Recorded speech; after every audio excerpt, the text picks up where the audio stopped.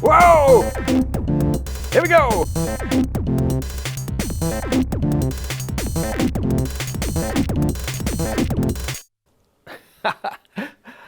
Hey, Gaz Williams here, Sonic Lab. This is our final episode in our little series where we've been looking at the Teenage Engineering Pocket Operator series. So we've looked at the P012, the rhythm, the P014, the sub, and the P016 factory, and in this episode we're going to look at just how they can operate both together and also synchronized to external devices such as the Korg Volca. Now, connected, we've got little 3.5mm jack plugs, and what happens here is one side of the stereo carries the mono audio and the other side of the signal carries essentially a click track. The click advances a sequence on, so these devices are waiting for the gate from the one on the end here. And the way that's enabled is that there are various synchronization modes that you enable holding down the top right hand button and cycle through with the BPM button. And that's the same process for each one. And there's 6 different modes depending on how you've got them set up. And that's to do with the allocation of whether there's audio leaving on one channel or just synchronization pulse, etc. So for instance, this end one here, the mono signal is copied onto both the left and the right channel. This middle one is listening for the sync on one channel and the audio on the other channel and is passing that through. And whereas the sub on the beginning of our chain here is generating the clock. And as we saw in that little opening piece, as I changed the tempo on the front, it sent the tempo downstream and all of them moved synchronized together.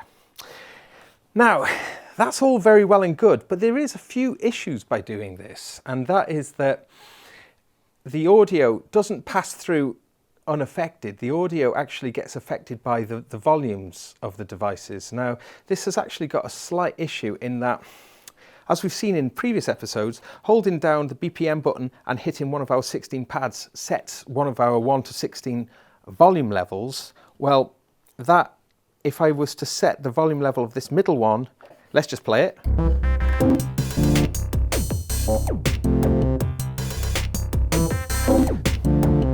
Now, if I change the volume of the middle one,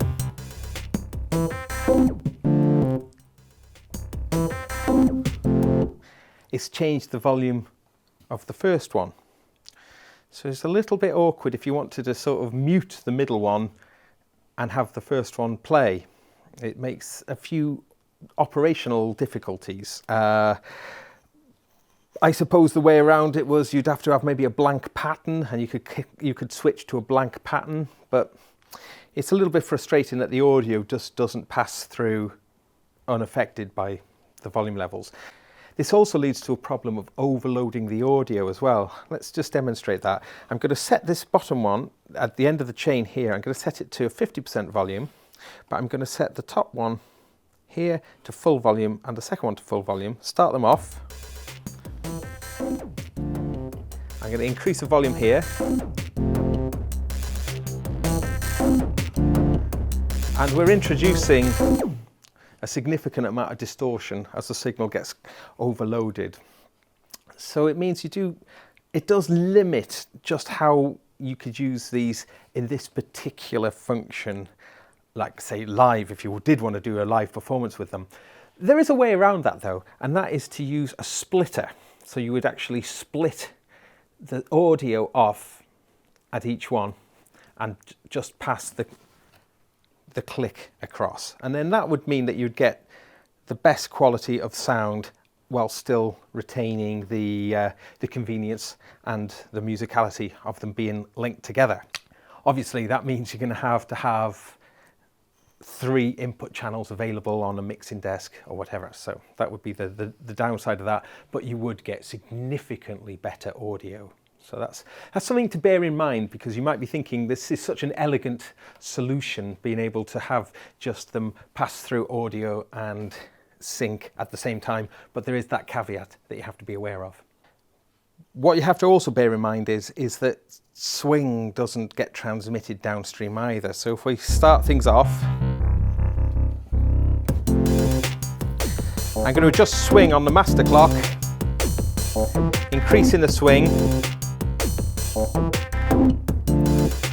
and that hasn't affected the others. So the swing settings are independent. I'm adjusting the swing. You can hear the swing on the drum one change. So that's could be a good thing, or it could be a bad thing. You just have to be aware of it. It's just that, you know, being able to have different amounts of swing could be quite creative in some ways, but also could create a little bit of slightly out of time feeling a little bit. So bear that in mind. So how would these play in a studio? Obviously they don't have MIDI. So if you wanted to synchronize them with your computer DAW, for instance, how would you do that? Well, what you can do is you can send out a click from your computer and put that into the input of whichever is at the beginning of the chain. Now you'd have to put it into the right synchronization mode, which is in the manual, to set that correctly. But there is a downside of that, in that if you just were to use the regular metronome, which has got the beep, boop, boop, with the high, then it doesn't really like that. It's much better to send it just a single pitched click, and what I've also found is you need to give a lot of gain to that. So I've found that by having a very hot click go into them, that will then synchronize it to your computer's tempo. By testing that now, I found the timing to be really good though, and I did some analysis of it, and the timing was perfect once I'd actually got that click volume sufficiently loud enough. So I've got it set up now with the Volker as the master clock at the beginning of the chain, and I've set the synchronization modes of the pocket operators to the correct numbers. So you'll need to check in the manual, because there's 6 different possibilities for the synchronization options, and it's a little hard to remember that. However, now when I start play on the Volker, it will send its tempo downstream. So I'll start the Volker. I'm going to skip the sub. I'm going to go to the rhythm, playing 16ths. Change the tempo on the Volker.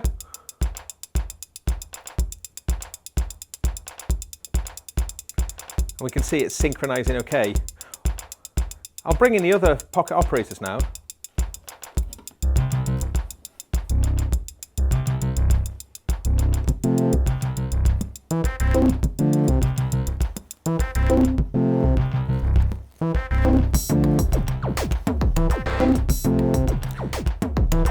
Speed it up.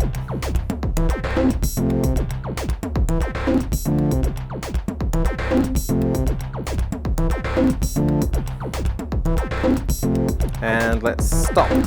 So when I press stop, it's still sending its clock. So it's cool. It's great that these things can operate with other devices of a different family. So, the pocket operators. Summary, what do we think? Well, they're certainly interesting and unique devices that have a definite personality that is, you know, something identifiable, and that, I think, is a great thing. But maybe that also could mean that people might get a little bit bored of that sound, possibly. Who knows? And also the cost, whereas at 69 euros each, is pretty cheap.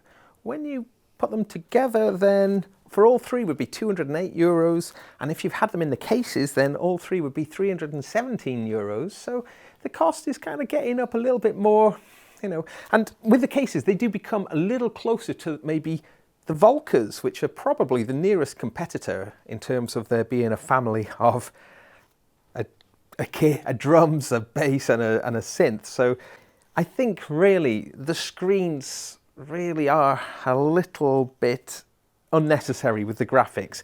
It would be much better if there was more useful information rather than these kind of cute graphics. And I don't mean to be a party pooper, they are quite funky, and you know, when people see them it's quite fun, but there is more useful information they could be displaying. For instance, write mode is really important, but write mode just makes a very small little indicator, and that little indicator is in different places on the different screens, and you can quite easily not notice it which mode it's in because of all the distraction of the little animations which don't really serve any musical purpose. Are they the sort of device that we'll be going back to in a year's time, or are they the sort of thing that will ending up being stuffed at the back of a drawer? You know, only time will tell. But I think that they are immense fun. They sound a lot better than you'd maybe expect them to sound. There is a whole load of innovation and clever ideas that have gone into them.